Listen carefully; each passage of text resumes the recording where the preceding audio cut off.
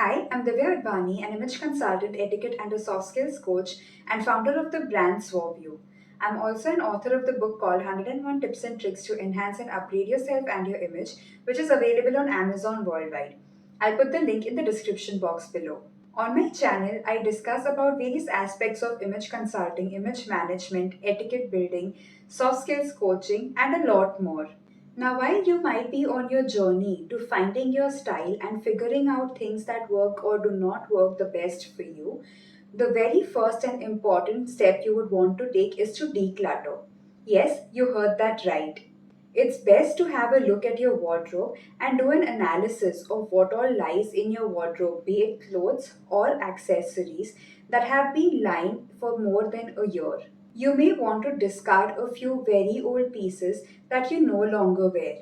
They might have been hanging in your wardrobe for a very long time and may have also gone out of fashion while you are not even utilizing them. Now, there sure would be a couple of items that would be seasonal and you would want to hold up to. There could also be items that could have sentimental values and pieces that you would love.